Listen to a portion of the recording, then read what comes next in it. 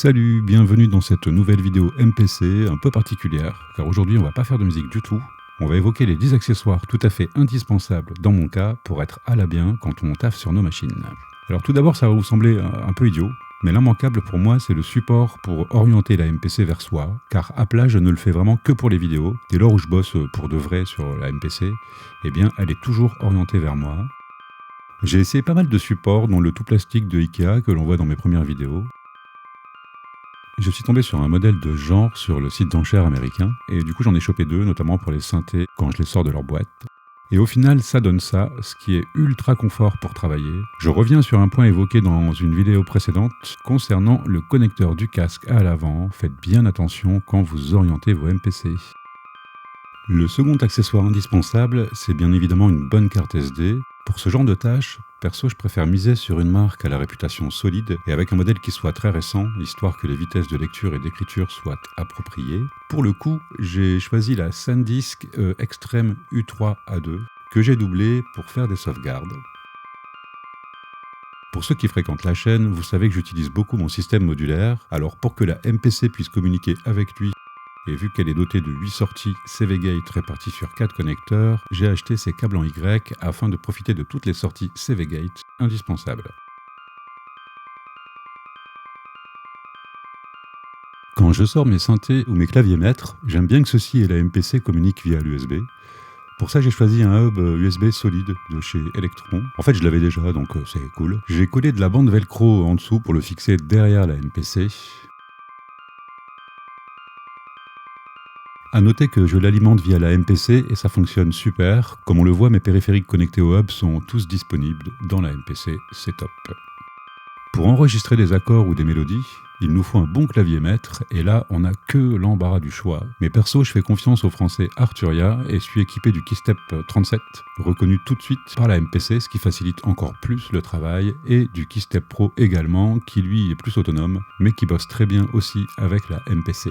Alors la MPC, c'est un sampler, donc un enregistreur. De plus, on a un grand nombre d'outils dédiés au traitement de la voix. Du coup, il nous faut un micro. Pour ma part, je me fiche royalement que mon micro coûte un bras. Ce qui compte, c'est que la triangulaire prix-perf-son soit équilibrée. Et pour le coup, je suis tombé sous le charme de ce micro anglais, pas cher du tout. C'est un Aston Element, vendu dans un bundle avec son anti-pop de l'espace et son support dédié. En plus, je le trouve hyper joli. Ce micro doit être alimenté en 48 volts et si possible préamplifié, sinon le signal sera beaucoup trop faible pour un enregistrement décent. Pour ça, deux solutions. Soit un préampli dédié, comme mon Isawan de Focusrite, dont la répute n'est plus à faire, et c'est tant mieux, ça me fait du temps de gagner. Ou une interface audio avec un préampli micro. Dans ce domaine, j'ai pu tester la gamme Minifuse de Arturia, dont la réserve de gain et la transparence des préamplificateurs est remarquable. On a sous la main une vraie solution de studio ultra portable. Notez que l'interface Minifuse est reconnue comme interface audio dans la MPC, et donc l'on pourra bénéficier des deux préamplis micro pour la MPC tout en enregistrant direct dans nos pistes audio. C'est parfait.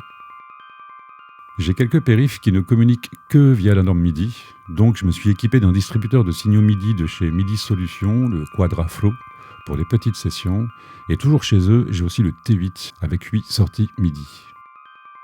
Pour profiter des sorties séparées, Akai a mis à jour son OS et désormais les interfaces audio sont reconnues, ce qui a changé la donne dans mon cas. Du coup, pour mixer les canaux de la MPC, je la connecte à la Model 12 de Tascam. C'est un mixeur classique, mais avec une interface audio 12 entrées et 10 sorties en USB, permettant de mixer les pistes de la MPC sur un périphérique externe, d'enregistrer en multipiste et plein d'autres trucs cool. On pourrait aussi évoquer le casque et les enceintes de monitoring, mais il y a tellement de modèles qui le font que sur ces postes, j'ai pas vraiment de conseils qui se tiennent. J'utilise le classique Beyer DT770 pour casque et une paire de Adam pour l'écoute. Ça fait 6 ou 7 ans que je les utilise et j'en suis super content. Surtout que dans ce local, j'ai pas vraiment besoin de correction, l'acoustique est vraiment cool, donc j'ai pas accroché mes mousses acoustiques. Tant mieux, parce que je trouve ça assez moche, en plus de ramasser la poussière. On pourrait aussi parler des TechSaver, mais je déteste ces trucs en plastique, donc je préfère y mettre un voile ou autre si je ne l'utilise pas pendant quelques jours, mais en fait, ça n'arrive jamais. Bon, et bien écoutez, je pense qu'on a fait le tour pour cette vidéo. J'espère que vous avez passé un bon moment, j'espère que vous avez appris des trucs, pourquoi pas. À bientôt les amis.